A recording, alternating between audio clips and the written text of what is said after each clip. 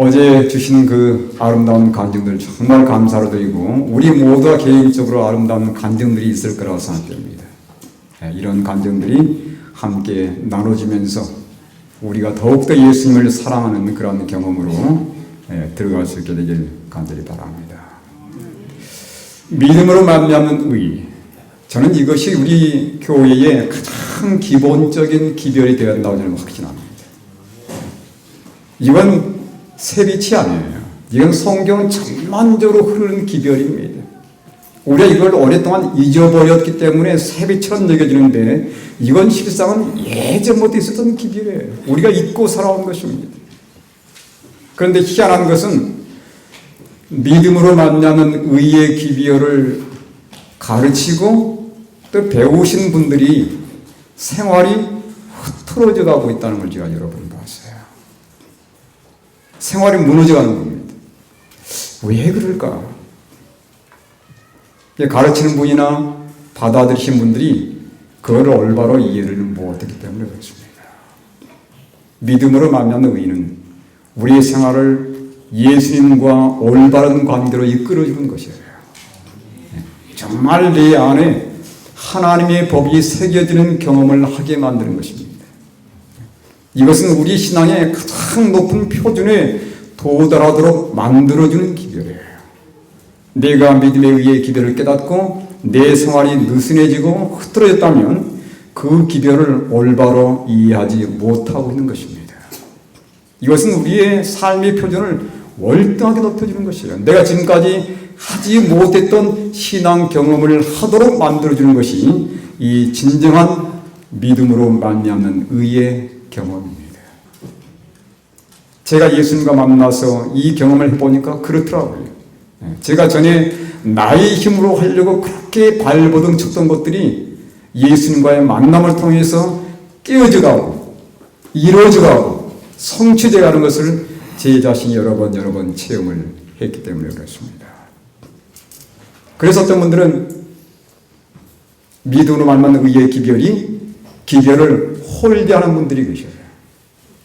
오히려 하나님의 율법을 무너뜨리는 것이라 생각하기 때문인 것입니다. 제가 말씀드린 것처럼 이 믿음의 의의 경험은 우리의 삶의 표준을 월등하게 높여주는 것이에요. 그래서 하나님의 율법을 온전히 이루며 성취시켜주는 길이라는 사실을 결코 혼동하지 않게 되기를 바랍니다. 여러분, 그 예수님의 사랑에 취하게 되면 눈이 달라진다고 제가 말씀드렸죠. 희한한 것은 성경 말씀을 보는 눈이 달라져요. 참 희한하더라고요. 성경을 보는 눈이 달라집니다. 그 다음에 성경 창세기부터 요한계시록까지 사랑이 쫙 흘러가는 그 맥이 보여요. 그래서 사랑에 취하는 게 얼마나 놀라운 것인지 모릅니다. 전에 저도 성경 읽으면서 억지로 해석해 보려고 노력했던 게 참 많이 있어요. 그런데 그 사랑이 제 마음속에 밀려 들어오니까 이것들이 풀려나가기 시작하는 겁니다. 그 하나님의 그 품성이 올바로 제 마음속에 다가오는 거예요. 저는 두렵고 뭔가 내가 조그만 실수를 하면 그렇게 무섭게 보이고 하나님께 나를 또 이것 때문에 심판하지 않으실까, 벌하지 않으실까, 이게 사라지는 것입니다. 하나님은 나를 지금도 사랑해 주시는구나.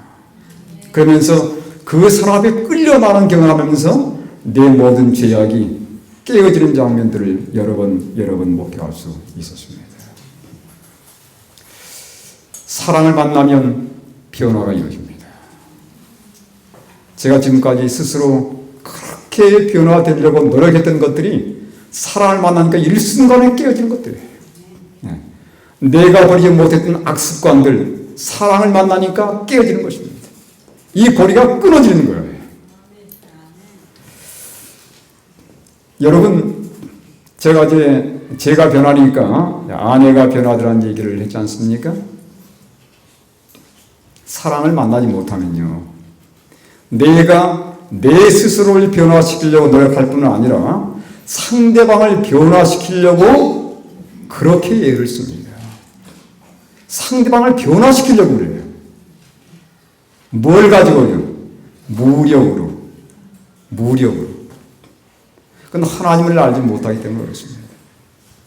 그래서 제가 이걸 깨닫고 난 다음에 제 아내가 저렇게 하면 안 될 것 같은데 라고 딱 판단되는 게 있지 않습니까? 전에 같으면 어떻게 했어요? 잔소리입니다. 그죠? 잔소리가 즉각 나오는 거죠. 근데 지금은 기도를 해요. 하나님, 제가 고칠 수 없습니다. 성령님께서 고쳐주십시오. 제가 말하면 마음만 상하기 때문에 성령님께서 직접 제 아내에게 말씀해 주셔서 아내가 하나님의 음성을 듣고 스스로 깨우치고 스스로 개혁하고 스스로 고칠 수 있도록 도와주십시오. 근데 여러분, 하나님도 기도를 들으세요. 저도 모르게 아내가 그런 습관을 고치는 것을 여러 번 보게 되었습니다. 하나님이 하시면 확실하게 해주시는 것이에요. 내가 고치는 게 아니었습니다. 내가 고치려고 했던 게 뭐예요? 그게 바로 핍박이었어요. 핍박. 제가 아내를 지금까지 핍박해온 겁니다. 아내가 이렇게 해야 된다, 저렇게 해야 된다 이렇게 말씀했던 잔소리가 아니었고 핍박이었어요. 그걸 누가 좋아했겠습니까? 그건 사단의 방식이었습니다. 사단은 강제합니다. 하나님은 강제하지 않으세요. 하나님은 강권하실 분입니다.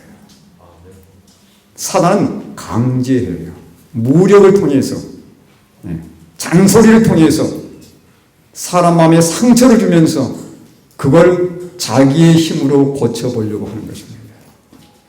내가 내 스스로를 결코 고칠 수 없는 것처럼, 변화시킬 수 없는 것처럼 내가 결코 상대방도 변화시킬 수 없습니다. 그건 누구의 일이에요?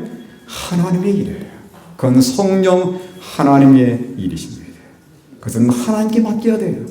하나님께서 해주도록 그분께 도움을 철저하게 요청해야 되는 것입니다. 그렇게 해서 우리의 삶 속에 하나님의 이끄심과 하나님의 성령의 놀라우신 성취를 날마다 목격할 수 있게 되길 간절히 바랍니다. 오늘의 말씀의 제목은 최후의 흔들림. 어제 우리는 가데스 바네아까지 갔습니다. 근데 가데스 바네아에서 어떤 일이 있었다고 그랬습니까? 그들이 믿지 아니함으로 돌아섰어요. 40년을 광야에서 보냈습니다. 근데 그 40년 동안도 그들이 변화되지 못했어요. 아직 믿음을 만나지 못했고 하나님의 사랑을 만나지 못한 겁니다. 어쨌든 40년의 세월이 지났고 그들이 다시 한번 가나안 변경에 당도를 했습니다. 그런데 거기에서 또 한 번의 거대한 위기가 교회에 닥쳐온 거죠. 제가 성경을 보니까요, 사단은 이 하나님의 교회를 엄청나게 공격하고 있습니다. 사단은 자기 때가 얼마 남지 않은 것을 압니다. 그래서 어떻게 했다고 그랬습니까? 계시록 12장 12절에 보니까 사단이 분노하여 내려갔다고 그랬어요. 분노하여 내려간 것입니다. 사단은 때를 압니다. 때가 얼마 남지 않았다는 것을 사단은 가장 잘 압니다. 그래서 예수님이 초림 맞출 때 사단은 예수님의 초림 때를 알았어요. 그래서 사람들 눈을 다 어둡게 만들어 버렸습니다. 그래서 이 성경 말씀을 그렇게 많이 연구했던 박사들이 눈이 다 어두워진 것입니다. 여러분, 우리가 성경을 연구하는 이유는 무엇입니까? 지식을 쌓기 위한 게 아니지 않습니까? 예수님을 더 깊이 알아가기 위한 것이에요. 예수님을 더 닮아가기 위해서 우리가 말씀을 연구하는 것입니다. 말씀 자체가 예수님이에요. 그렇죠? 우리는 말씀을 볼 때 위해서 우리 예수님의 음성을 듣고 예수님께서 나에게 향해서 속삭이는 사랑의 음성을 듣는 것입니다. 그게 말씀을 연구하는 것이에요. 예수님을 만나는 아름다운 시간입니다. 그런데 그들은 말씀을 통해서 예수님을 만나지 못했어요. 눈이 다 어두워졌습니다. 그래서 예수님이 태어났을 때 예수님을 만났던 사람들은 전혀 기대하지 않았던 소수의 사람들만이 예수를 만나게 된 것입니다. 마지막 때도 마찬가지예요.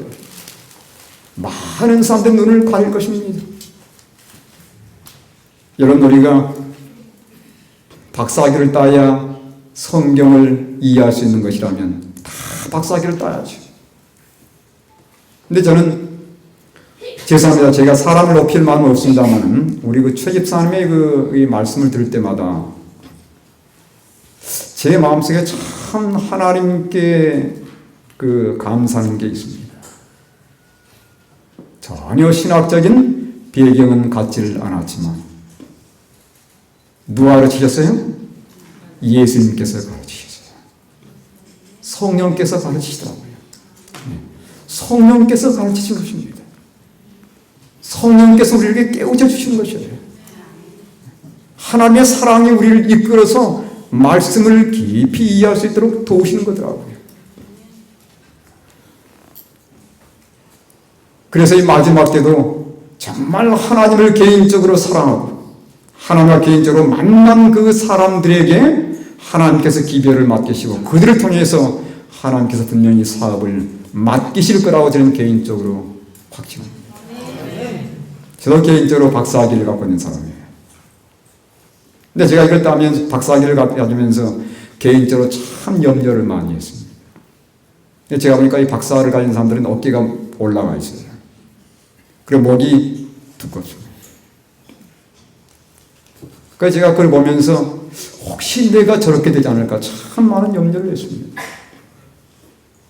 그런데 이 자신을 끊임없이 낮추는 경험을 하기 위해서 정말 많은 실험들을 했어요.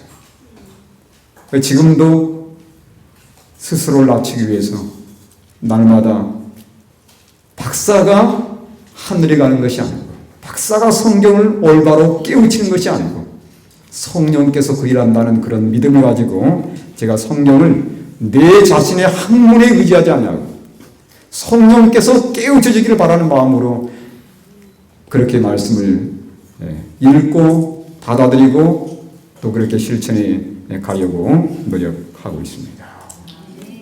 마지막 때 사단은 이 때가 마지막 때인 걸 알고 있기 때문에 교회에 엄청난 공격을 가하고 있습니다. 사단이 지금까지 사용했던 두 가지 큰 무기가 있어요. 그것은 유혹과 폭력이었습니다. 그 창세기 3장에 보면 아담과 하와가 유혹에 넘어졌어요. 각종 유혹을 보낼 것입니다. 마지막 때. 유혹에 안 들면 어떻게 합니까? 폭력을 행사하는 것입니다. 각종 시험을 제공해서 그 시험에 빨리 들지 않으면 그 다음 마지막 호소하는 수단이 뭐예요? 폭력이에요. 폭력 수단을 동원해서 제거해버릴 것입니다. 이게 이제 하나님의 교회에 임하는 핍박이 되는 것이지요. 그래서 창세기 3장에서는 아담과 하와를 뭘로? 유혹으로 넘어뜨렸어요. 그 다음에 창세기 4장에서는 뭘 동원합니까? 아벨이 가인의 말을 안 듣습니다. 야, 적당히 해, 적당히 해도 되는 거야. 안 들어요. 어떻게 했습니까? 안 들으니까 핍박을 보내는 것입니다. 폭력을 행사하는 거예요. 안 들으니까요. 이게 사단이 지금까지 사용했던 큰 두 가지의 무기였습니다. 우리 예수님께도 마찬가지였어요. 예수님께서 침례를 받으시고 광야로 들어가시죠. 40일 동안 굶주리시고 그분이 정말 육신적으로 연약해졌습니다. 사단이 그때를 노린 것이에요. 마치 빛의 천사의 모습으로 가정에서 예수님께 다가왔습니다. 그리고서는 세 가지 시험을 제공합니다. 이 세 가지 시험은 가장 강력한 유혹들입니다. 모든 유혹이 다 포함되어 있어요. 거기에 육신의 저욕과 안목의 저욕과 이성의 자랑 다 포함되어 있는 거예요. 우리 사람들이 역사 이래로 당했던 모든 유혹들이 거기에 다 포함되어 있는 겁니다. 예수님이 그냥 시원찮은 유혹받은 게 아닙니다. 예수님을 무너뜨리면 이 지구가 눕게 되는 거예요. 영원히 사단의 것이 되는 거거든요. 그래서 예수님에게 가장 강력한 세 가지의 유혹을 제공한 것입니다. 근데 예수님은 거기에 굴하지를 않으셨어요. 그때마다 그분의 마음속에 심어져 있던 말씀을 꺼내셔서 말씀으로 승리를 경험하셨습니다. 그러자 어떻게 했습니까? 결국은 어떻게 했어요? 유혹으로는 안 되니까 예수님을 십자가에 못 박아버린 것입니다. 핍박아버린 것이에요. 여기 대정투에 있는 말씀입니다. 507쪽에 그리스도를 따르는 사람들에게도 그들의 주님께 나타냈던 것과 똑같은 저기가 나타난다. 죄의 가증한 성질을 깨닫고 위로부터 오는 능력으로 유혹을 거절하는 사람은 어떤 일이 있을 거라고 했습니까? 누구든지 반드시 사단과 그 부하들의 분노를 일으키게 될 것이다. 유혹 다음에 온 것은 핍박입니다. 핍박이 두렵습니까? 결코 두렵지 않아요.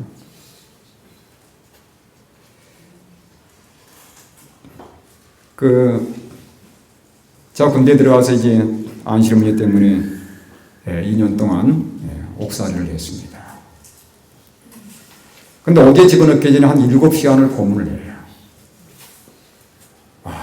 정말 힘들더라고요. 몽둥이를 계속 때리는 것입니다. 근데 희한하게요. 한 1시간 동안은 정말 얼마나 고통스러운지. 두 사람이 잡고 때리는데 한 사람은 몸을 꼼짝 못하게 잡고 한 사람은 몸을 전체를 사정없이 때리는 거죠. 그렇게 해야 굴복한다는 것입니다. 근데 그 순간에 제가 눈을 딱 감았어요. 근데 눈을 딱 감는데 갑자기 제 앞에 쫙 뭐가 지나가는 겁니다. 뭐가 지나가냐면 죄가 지나요. 죄가 과거에 예수님께 실수했던 죄들이 쫙 지나가는 것입니다. 근데 그 순간에 갑자기 큰 얼굴이 나타나는 거예요. 전 지금까지 그 얼굴을 보지 못했습니다. 그때까지도 보지 못했고 그 여러 낮에 그 얼굴을 보지 못했어요. 근데 가시관을 쓰신 예수님의 얼굴이에요. 근데 그 얼굴이 다 비치면서 동시에 제 과거 죄들이 순식간에 지나는 거예요. 그렇게 빨리 지나갈 수 있는 겁니까? 과거의 죄들이 엄청나게 빠른 속도로 한 10초도 안 되는 것 같아요. 그것들이 아주 생생하게 지나가는 것입니다. 그럴지도 모르게 뭐가 흘러나오냐면 하나님 죄를 막고 있는데 죄를 용서해 주시고 이게 나오는 거예요. 막고 있는데. 근데 그때 음성이 들려오더라고요. 내 은혜가 내게 족하도다. 아니 그 시간에 그 말이 나옵니까? 내 은혜가 내게 족하도다. 저는 그게 성경 어딘지 몰랐어요. 그 당시는. 근데 나중에 고린도후서에 있더라고요. 내 은혜가 내게 족하도다. 근데 여러분 그 말씀이 딱 들려오는 순간에 희한하게 아프지 않는 것입니다. 고통이 싹 사라지는 거예요. 그거를 6시간 동안 계속 매를 맞았습니다. 근데 아픔이 없는 거예요. 희한하게. 제가 그걸 보면서 야곱의 혼란이라는 게 이런 거였구나. 죄가 팍 지나는 거예요. 살아나는 거예요. 죄가. 그러면서 들리는 음성, 내 은혜가 내게 족하도다. 저를 가장 괴롭혔던 분들은 누군지 아십니까? 우리 교인이었습니다. 침대받던 그 교인이에요. 물론 교회를 떠난 사람이죠. 네. 삼류학교를 나왔고 우리 교인 출신이었어요. 그렇게 괴롭히는 겁니다. 네. 누가 우리의 원수예요? 집안 식구가 원수가 되더라고요. 제가 그걸 보면서 뭘 느꼈냐면, 순교는 내 깡다우로 되는 게 아니구나. 그것도 하나님의 은혜의 예수입니다. 그분께서 이길 수 있는 힘을 주는 거예요. 그래서 핍박이라는 게 결코 무서운 게 아님을 제가 그때 깨닫게 됐습니다. 우리가 잠시 받는 환난에 경한 거라고 했어요. 지극히 크고 영원한 영광의 중요한 것에 비하면 아무것도 아닌 것입니다. 아무것도 아닌 것이에요. 그건 너무도 잠시예요, 잠시. 예수를 믿지 않는 자들에게는 더 큰 어려움이 옵니다. 예수를 믿지 않을지라도 핍박은 있어요. 그건 환난이죠. 마지막 환난이죠. 그러나 그 예수를 믿음으로 인한 핍박은 그에 비하면 너무도 적은 거예요. 우리에게는 예수님이 계시기 때문에 예수님을 믿는 믿음으로 얼마든지 이길 수 있다는 사실입니다. 그래서 여러분, 예수님을 위해서 충성되게 사는 것 포기하지 마십시오. 우리에게는 나와 함께 하신 예수님이 계세요. 그분이 불 속에 뛰어들지 않았습니까? 다니엘의 세 친구를 위해서 뛰어든 장면을 보십시오. 그분이 그런 분이시더라고요.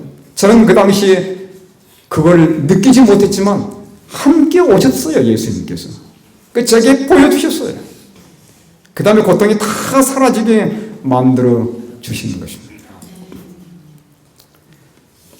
제가 볼 때 핍박보다 더 무서운 것은 유혹입니다. 많은 사람들이 여기에 넘어져요. 여러분, 여기 반복되는 역사, 노아 시대 때도 보면 두 가지는 역시 있었습니다. 유혹과 폭력이에요. 창세기 6장 1절로 2절을 보면 하나님의 아들들이 사람의 딸들의 아름다움을 보고 자기들이 원한 대로 취해서 결혼한 것입니다.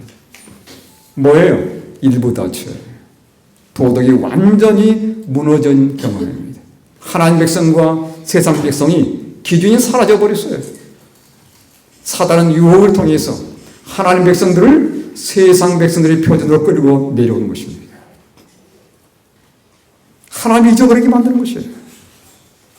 도덕적인 타락과 더불어서 성적인 부패가 이 노아 시대를 완전히 휩쓸어 버렸습니다. 여러분, 사단의 표적은 교회입니다. 표적은 교회, 그리고 남입니다.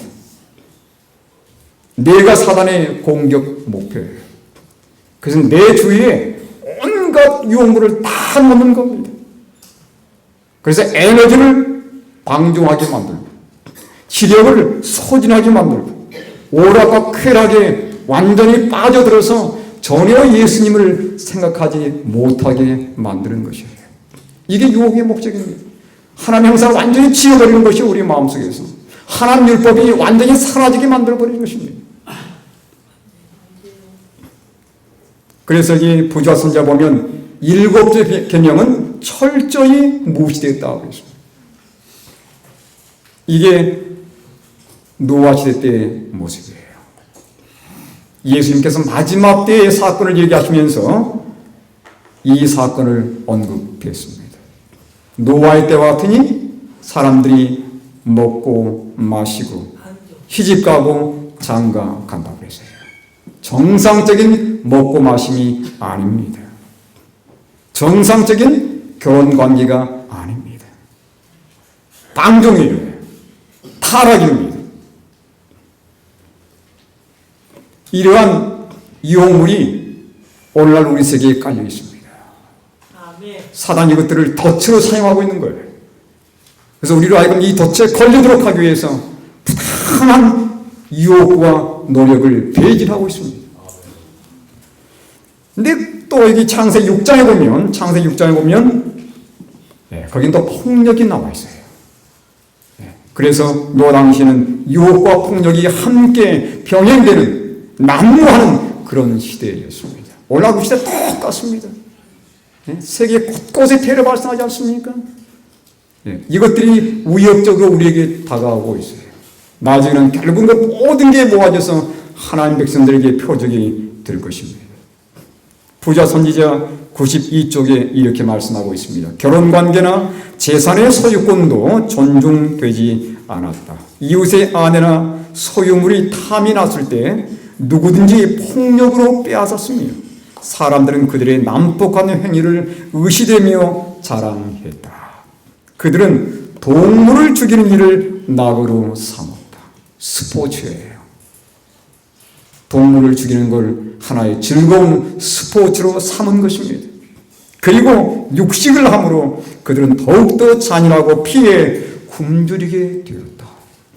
고기를 먹고 고기 피를 마신 겁니다. 먹고 마시고예요. 먹고 마시고예요. 그러면서 그들의 마음속의 폭력성은 훨씬 더 키워진 것입니다.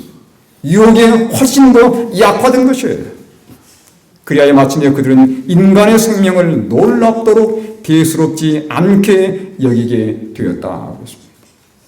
유혹과 폭력의 시대였습니다. 그런데 이게 어디에서 반복된 것입니까? 바로 가나안 변경에 와 있는, 이제 요단강만 건너면 가나안 땅으로 들어가게 될 그 백성들이 똑같은 사건이 있었습니다. 어디에서 사건이에요? 시딤에서의 사건이에요. 그들이 가네스 바냐에서 요단강 바로 변경에서 다시 돌아갔다가 40년에 다시 돌아왔는데 그들에게 큰 덫이 여전히 기다리고 있었습니다. 흔들림이에요. 최후의 흔들림입니다. 우리가 마지막 하나님의 늦은 비를 맞기 전에 우리 교회에 임할 최후의 흔들림이에요. 말씀 읽겠습니다. 25장 1절로 4절 제가 읽겠습니다. 길어서 이스라엘이 시딤에 머물러 있더니 그 백성이 모압 여자들과 음행하기를 시작하니라. 그 여자들이 자기 신들에게 제사할 때에 이스라엘 백성을 청하며 백성이 먹고 그들의 신들에게 절함으로 이스라엘이 바알볼에게 가담하니라. 여호와께서 이스라엘에게 진노하시니라. 여호와께서 모세에게 이르시되 백성의 수령들을 잡아 태양을 향하여 여호와 앞에 목매어 달라. 그리하면 여호와의 진노가 이스라엘에게서 떠나리라. 여러분 이 사건을 잘 아십니다. 누가 표적이었습니까? 지도자들이었어요. 사단은 어디를 공격해야 교회를 넘어뜨릴지를 압니다.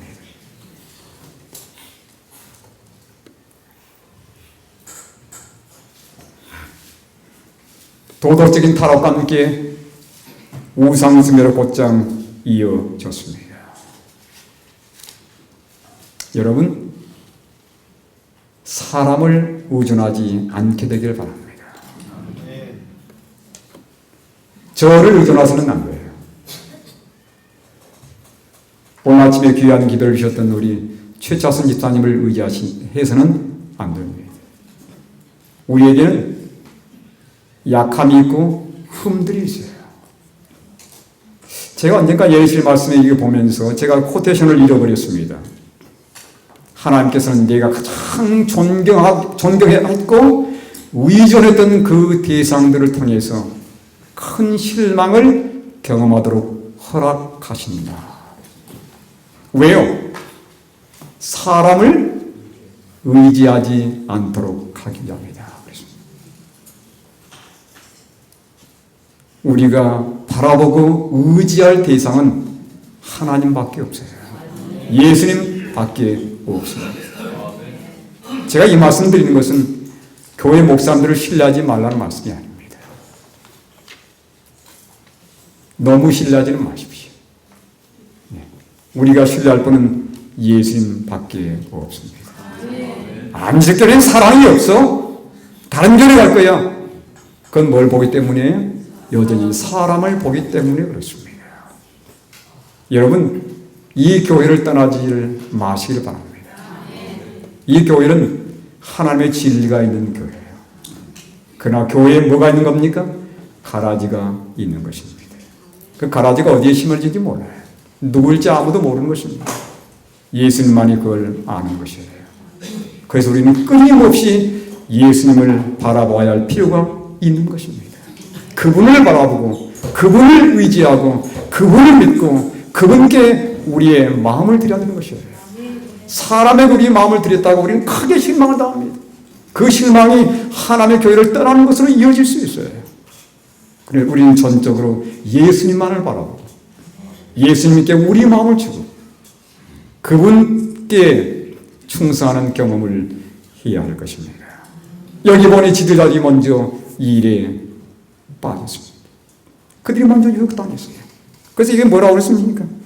여기 보니까 백성의 수령들을 잡아 그들이 첫 번째 사단은 어디를 건드리면 넘어질 줄을 안 겁니다. 그들이 가담하면서 백성들이 쫙 따라온 거예요.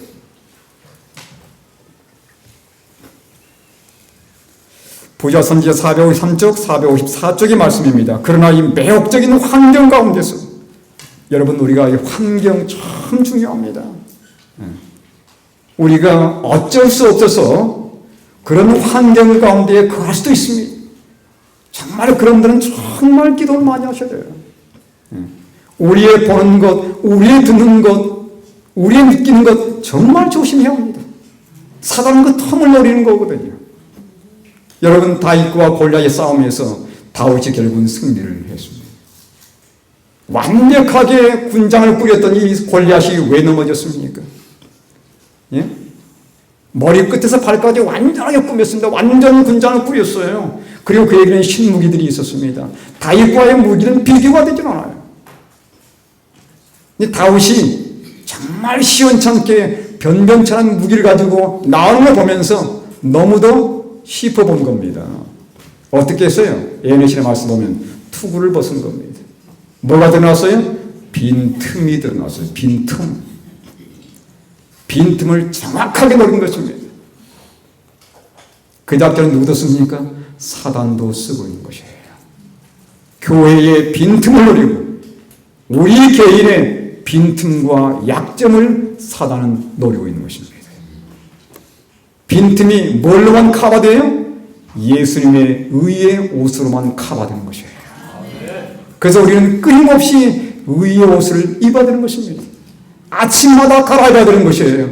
아침마다 예수님의 옷을 부여받고 그 옷을 받아 입는 경험을 해야 되는 것입니다. 여기 이렇게 말씀했습니다. 그러나 이 매혹적인 환경 가운데서 이스라엘 백성들은 무장한 대군이나 광야의 맹수보다 더 치명적인 악을 만나게 되었다. 핍박보다 더 무서운 거예요. 사방에는 백성들의 비열하고 부패함을 암시하는 우상 숭배와 방패하는 흔적들이 여기저기 흩어져 있었다. 이러한 환경이 이스라엘 백성들에게 부패한 감화를 끼쳤다. 그들의 마음은 끊임없이 암시되는 비열한 생각에 익숙해지고 이게 문제입니다. 생각이 거기에 딸려가는 거예요. 보고 듣는 동안에 딸려가는 겁니다. 나도 모르게 익숙해지고 나도 모르게 생각이 느슨해지는 거예요. 빈틈이 생겨나는 겁니다. 자신들이 거의 의식하지 못하는 사이에 그들의 아니라고 나타난 생활은 저들의 생활을 물러나게 해서 자신들이 거의 의식하지 못하는 사이에 하나님께로부터 떠나 쉽사리 유혹의 희생물이 될 상태에 들어가고 있었다. 여러분 우리의 삶 속에 정말 경계해야 될 때는 시간이 남아돌 때입니다. 사단은 딱 두 가지를 이래요. 너무 바쁘게 만들어서 말씀을 보지 못하게 만듭니다. 너무 바쁘게 만들어요. 그래서 말씀을 보지 못해요. 이게 의도적으로 시간을 만들어내야 되는 것입니다. 정말 내가 바빠가지고 말씀을 볼 시간도 없어. 그건 핑계예요. 우리는 의도적으로 말씀을 읽을 시간을 만들어 짜내야 돼요. 아무리 바빠도 사람은 하루 세 끼는 다 먹더라고요. 제가 예전에 시골에서 목회할 때 저희 교인들이 시골 생활하시는 분들이었습니다. 그 제가 이제 정말 너무 답답해가지고 찾아다니면서 방문도 좀 하고 성경도 좀 배우고 그렇게 했으면 좋겠습니다. 했더니 전도사님은 우리를 몰라서 그런다는 거예요. 우리는 죽을래야 바빠서 죽을 시간도 없답니다. 죽을래야 바빠서 죽을 시간도 없대요. 근데 여러분 그런 분도 말이죠. 하루 세 끼는 꼬박꼬박 책경 먹습니다. 아무리 바빠도. 예? 그리고 저녁에 9시에 TV 안에서 TV는 보더라고요. 저는 거기서 뭘 봤냐면 무엇에 관심이 있느냐를 보았습니다. 무엇이 더 중요한가? 여러분 정말 사람이 중요하다 생각되는 것은 아무리 바빠도 그건 해요. 예? 돈이 없으면 사람이 내가 저게 꼭 필요한데 돈이 없으면 빚을 져서 그걸 합니다. 왜? 중요하기 때문에. 사람이 정말 그게 소중하고 중요하면 그걸 위해 시간을 내더라고요. 정말 말씀이 소중하고 말씀이 중요하면 우리는 아무리 바빠도 거기에 시간을 먼저 부여합니다. 그런 삶이 우리의 삶이 되어야 되는 것이에요. 마지막 때 너무도 분주하게 만듭니다. 그래서 말씀을 보지 못하게 만들고 기도하지 못하게 만드는 것이에요. 여러분 또 하나 있습니까? 시간이 너무도 널널하게 만드는 것이에요. 할 게 없게 만드는 겁니다. 돈은 많고 할 건 없고 어디에 빠져요 사람들이? 타락에 빠지는 것입니다. 이게 문제예요. 이스라엘 백성들이 전쟁 거의 끝났습니다. 이제 할 게 없어요. 마음은 다 풀렸습니다. 긴장이 풀렸어요. 이제 가나안을 건너가면 요단을 건너가면 되는 겁니다. 나태하고 안일한 그 시간에 문제 있는 것이에요. 여러분 그 시간들을 어떻게 보내십니까? 저에게도 유혹이 많습니다. 그래서 의도적으로 그런 시간들은 하나님의 말씀을 피우는 거예요. 의도적으로. 왜? 생각이 세상에 기울지 않도록 하기 위해서. 의도적으로 시간 남을 때는 TV를 보는 대신에 말씀으로 가는 것입니다. 의도적으로 하고 싶지만 내려놓는 거예요. 그리고 예수님의 사랑에 취하면요. 예수님 사랑에 취하면 TV에 손이 안 가더라고요. 안 갑니다. 너무도 예수님과의 교제가 좋아가지고 무릎이 꿇어지고 말씀이 펴져요.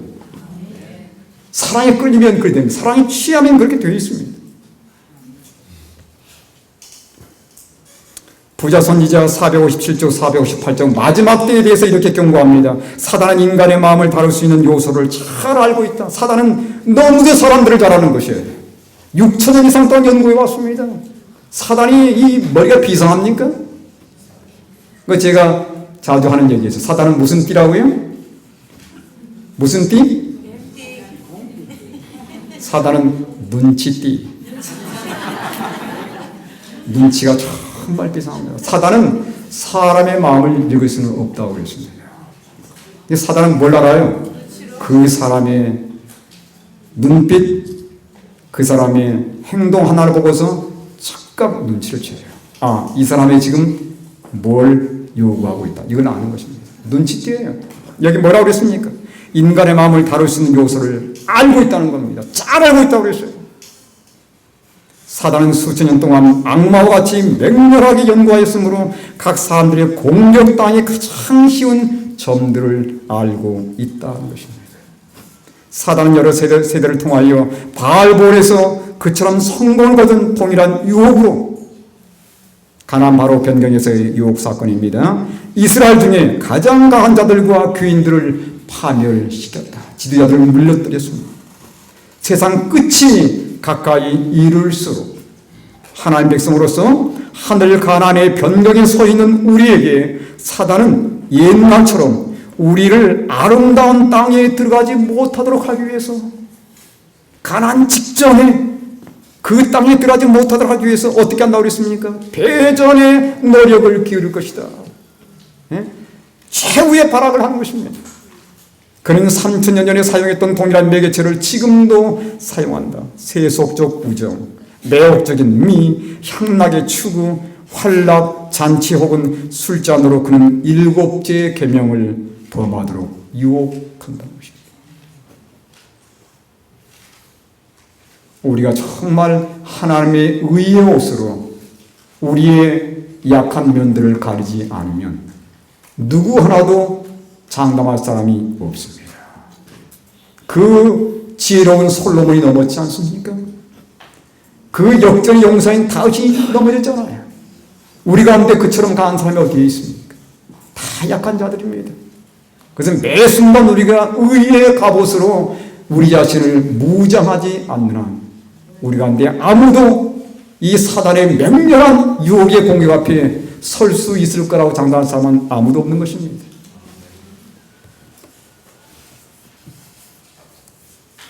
오늘날도 세상 사람에게뿐만 아니라 그리스도인이라고 공언하는 자들에게까지 인기를 끄는 많은 오락들이 이교도들의 오락이 가져왔던 동일한 결과를 가져오고 있다. 어제 우리 선생님이 그 간증 드리면서 저도 아주 이분은 정말 예수를 만났구나.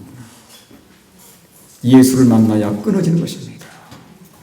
아무리 좋은 요법 그건 한계가 있어요. 그건 다시 돌아가게 만듭니다. 잠시 끊었다가 다시 돌아가게 만들어요. 그런데 예수를 만나면 돌아가지 않게 됩니다. 거기 중독을 끊는 놀라운 에너지와 능력이 예수를 만나는 것에 있어요. 사랑은 우리를 붙들어줍니다. 다시 돌아가지 않게 만들어주는 것이에요. 그 오락들 중에는 사단이 영혼들을 멸망시키는데 이용하지 않는 것이 거의 없다고 그랬습니다. 영화를 통해서 영화, 드라마입니다. 사단은 각 시대를 통하여 인간의 정욕을 흥분시키고 악습을 찬양하는 일을 해왔다. 교만한 마음을 기르거나 식욕의 방종을 조장하는 것과 하나님을 잊게 하고 영원한 관심사들을 보지 못하게 하는 오락장에서 사단은 쇠사슬로 영혼들을 묶고 있는 것입니다. 속박하고 있다. 하나님 말씀에 귀한 권면이 있습니다. 고린도전서 10장 8절에 보니까 그들 중에 어떤 사람들이 음행하다가 하루에 2만 3천 명이 죽었나니 우리는 그들과 같이 음행하지 말자. 그 다음 뭐라고 그랬어요? 이 여기는 모든 유혹이 다 포함되어 있는 겁니다. 그들에게 일어난 이런 일은 본보기가 되고 또한 말세를 만난 우리를 깨우치기 위하여 기록되었느니라. 교훈을 삼아준다는 것입니다. 제가 옛날에 역사를 공부할 때 저희 교수가 그래요. 여러분 역사를 공부하는 이유가 무엇인지 아십니까?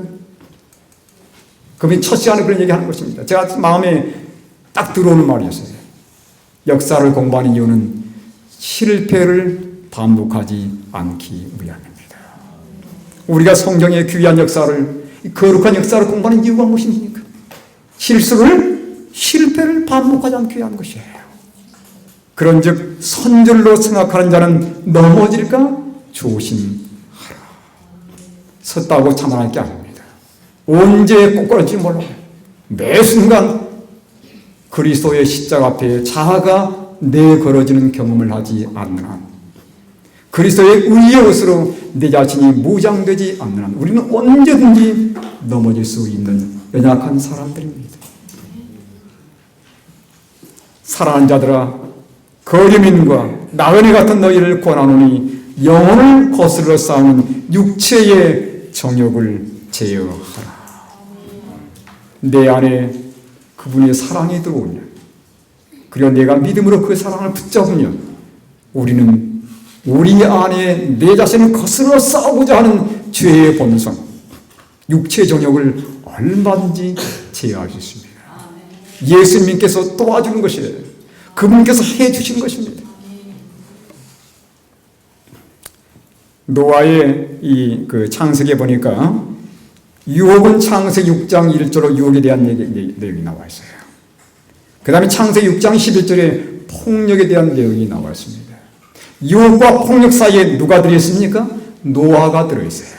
6장 8절로 9절 중간에 유혹과 폭력 사이 중간에 누가 끼어 있냐면 노아가 끼어 있습니다.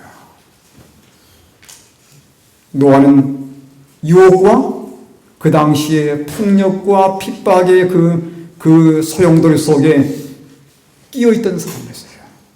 근데 결코 거기에 동조하지 않는 사람이었습니다. 노아였어요. 그의 삶의 비결, 승리의 비결이 무엇이었습니까? 그러나 노아는 여호와께 은혜를 입었더라. 이것이 노아의 족본이라. 노아는 의인이요 당대 완전한 자라. 그는 하나님과 동행하였으니라. 누가 의인이죠? 노아가 의인인데 어떻게 의인됩니까? 믿음으로 의인됩니다. 그죠? 믿음으로 의인되는 거예요. 완전한 자라. 우리 어떻게 완전한 자가 될 수 있습니까? 우리 힘으로는 불가능합니다. 내가 예수를 믿고 죄의 용서를 경험하고 성령께서 내 안에 하나님의 법을 기록해 주시면 우리 마음판에 기록되는 거예요.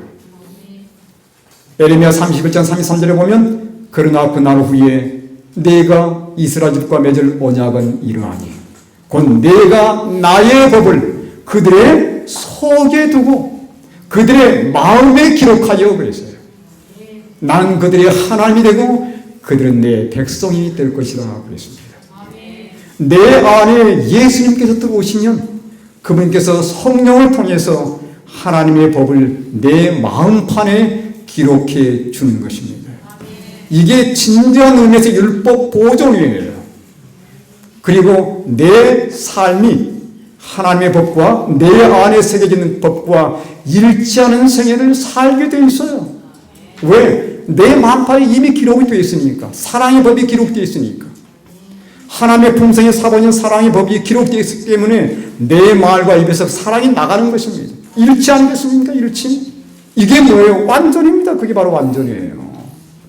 나의 일이 아니에요. 성령 하나님의 일이었습니다. 그는 하나님과 뭐였으며? 동행하였으며. 동행은 어떻게 이루어질까요? 요한복음에 보니까 이렇게 말씀했습니다. 나를 보내신 이가 나와 함께 하시도다. 예수님께서 하신 간증입니다. 나는 항상 그가 기뻐하신 일을 행함으로 나를 어떻게 했다고 그랬어요? 혼자 두지 아니했다고 했습니다. 그러니까 우리가 하나님과 함께하는 삶의 비결이 있어요. 하나님을 기쁘게 해드리면 되는 겁니다. 근데 어떻게 하나님을 기쁘게 해줄 수 있습니까? 뭘로? 히브리 11장 6절에 나와 있어요. 믿음이 없이는 하나님을 기쁘시게. 그러니까 하나님께서 뭘 기뻐하시는 거예요? 우리의 믿음을 가장 기뻐하시는 것입니다. 우리 믿음을 가장 우리가 하나님을 기쁘시게 하고 하나님 얼굴에 미소를 짓게 하는 비결은 우리가 단순하게 믿음으로 예수를 붙잡는 것이에요. 그걸 하나님은 가장 기뻐하시고 그 기뻐하는 자와 어떻게 하신다고? 동행하신다고 말씀하셨어요. 이게 바로 노아의 삶의 승리의 비결이었습니다. 믿음으로 그분을 기쁘게 해드렸기 때문에 하나님께서 그와 함께 하신 것이에요. 그게 바로 노아가 당시의 부패한 세상 가운데서도 그 부패한 공기를 호흡하지 아니하고 하나님과 동행할 수 있었던 삶의 승리의 비결이었습니다. 믿음입니다. 정말 이 믿음이 우리 삶 속에 다시 한번 붙들어지고 우리가 예수님께 우리의 삶을 내려놓는 이러한 경험이 믿음을 통해서 이루어지길 간절히 바랍니다. 이제 말씀을 좀 마쳐가면서 마지막 몇 장만 얼른 하도록 하겠습니다. 누가복음 17장 20절 그 사본 가운데 예수의 재림의 징조가 마태복음에 나와 있고 마태복음 24장입니다. 마가복음에 나와 있어요. 마가복음 13장에 나와 있습니다. 누가복음 17장과 17장 일부에 나와 있습니다. 그리고 누가복음 21장에 나와 있어요. 딱 네 번 마지막 때 징조를 예수님께서 말씀하신 부분이 나와 있습니다. 근데 누가복음 17장은 예수님의 징조 가운데 주로 뭘 많이 다루냐면 유혹과 연관된 것을 많이 다루고 있어요. 그리고 누가복음 21장에는 폭력과 핍박과 마지막 때 두려운 사건들이 언급되어 있습니다. 그래서 이 두 부분이 이렇게 나누어져 있어요. 그런데 제가 보면서 이게 이제 그 말씀을 보면서 이렇게 보니까 유혹, 누가복음 그 17장의 유혹을 쫙 따르면서 그 유혹에 대한 처방을 이렇게 주시더라고요. 누가복음 18장입니다. 처방이 뭐였습니까? 예수께서 유혹에 대한 걸 쭉 마지막 때에 노아 시대 때처럼 소돔처럼 그런 유혹에 대해서 쭉 얘기하면서 그 처방을 주셨는데 그게 뭐냐면 누가복음 18장에 있는 말씀이에요. 예수께서 그들에게 항상 기도하고 낙심하지 말아야 할 것을 비유로 말씀하여 하면서 쭉 말씀하면서 마지막에 뭐라고 그래요? 인자가 올 때에 세상에서 믿음을 보겠느냐. 그래서 이 유혹에 대한 강력한 처방은 무엇입니까? 기도의 삶입니다. 이건 폭력에 대해서 다루면서 누가복음 20장 폭력과 사건과 두려움의 이 사건 다루면서 거기에 또 처방을 주셨어요. 그게 뭡니까? 누가복음 21장 35, 36절입니다. 이날은 온 지구상에 거하는 모든 사람에게 이 말이라. 이러므로 너희는 장차에 올 이 모든 일을 등이 피하고 인자 앞에 서도록 뭐라고 그랬어요? 이것도 기도입니다. 그러니까 유혹과 핍박을 이기는 길은 뭐란 얘기예요? 기도하는 삶입니다. 여러분, 기도는 뭐 하는 것입니까? 교제하는 것입니다. 하나님께 교제하는 것이에요. 하나님께 우리 마음을 드리고 그분의 마음을 취하는 이 하나님과의 교제. 하나님의 사랑의 그 놀라운 은혜가 내 마음에 참 밀려 들어오면 우리는 기도하기를 참 좋아합니다. 내가 기도를 해야지 이렇게 되는 게 아니고요. 기도를 하고 싶어져요. 왜? 그분과 교제를 나누고 싶어지는 것입니다. 이 노아는 그 부패한 세상 가운데서도 전적으로 하나님의 은혜를 마음속으로 사랑의 마음으로 받아들였기 때문에 그분과 끊임없는 사랑의 교제를 나누었습니다. 이 사랑의 교제가 뭐예요? 기도예요. 기도는 그분과 교제하는 것이에요. 우리가 물론 따로 구별된 은밀한 곳에서 기도해야 합니다. 그러나 그 외에 우리가 언제나 길 가면서 우리의 사물을 행하는 가운데서도 우리는 얼마든지 기도할 수 있는 것입니다. 자, 부자 선지자 459쪽입니다. 이스라엘 사람들이 죄에 빠진 것은 저희가 표면상으로 아니라고 안전한 상태에 있을 때였다. 그들은 하나님을 항상 그들 앞에 모시는데 실패하였고 기도를 게을리하고 자기 자신을 믿는 정신을 품었다. 그 시간은 기도의 시간이었어요. 머무르는 그 시간은 기도하면서 하나님과 교제를, 사랑의 교제를 나눠야 할 시간이었습니다. 그런데 그들은 그 시간에 그렇게 하지 못했고 흔들렸어요. 저는 아침마다 다윗의 기도를 드립니다. 하나님, 내 속에 청한 마음을 창조하시고 내 안에 정직한 영을 새롭게 하옵소서. 그러니까 저녁에 잠자다 깨면 자동적으로 튀어오는 말씀이 이 말씀이에요.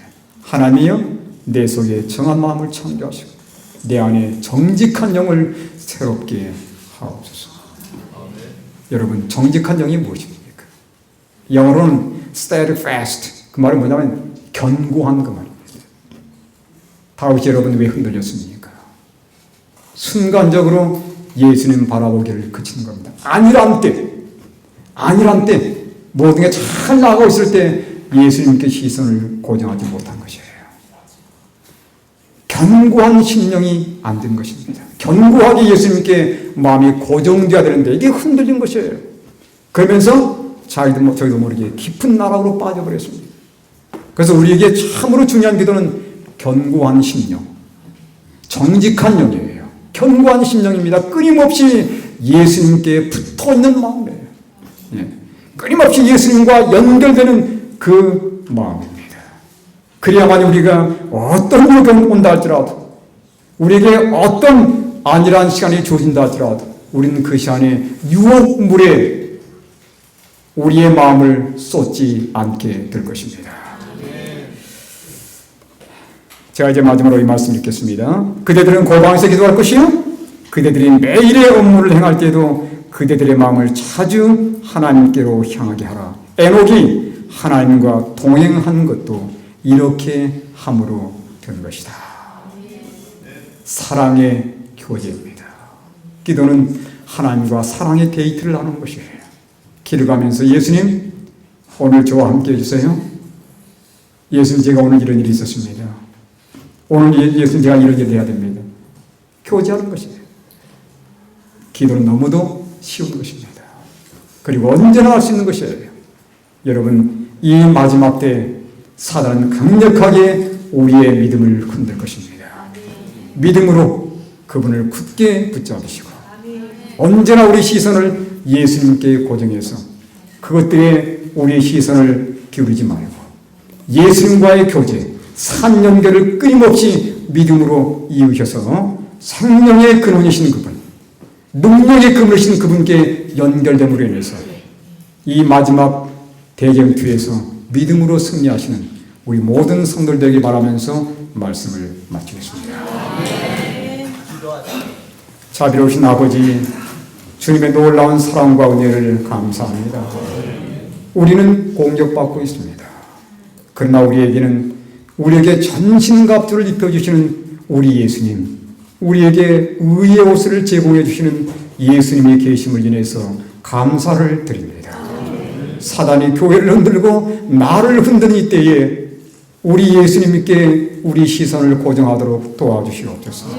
생명의 근원이신 예수님, 능력의 원천이신 예수님께 온전히 붙들린 바 되어서 우리가 결코 주님에게서 멀어지지 않기를 소원합니다. 아버지, 그분께 매 순간 붙들어진 바 되게 도와주셔서 주님과 사랑의 교제, 사랑의 데이트를 통하여 저 영원한 본향까지 함께 손잡고 예수님 손잡고 동행하는 저희 모두가 되도록 축복해 주시옵소서. 예수님의 귀하신 이름으로 기도드리옵나이다.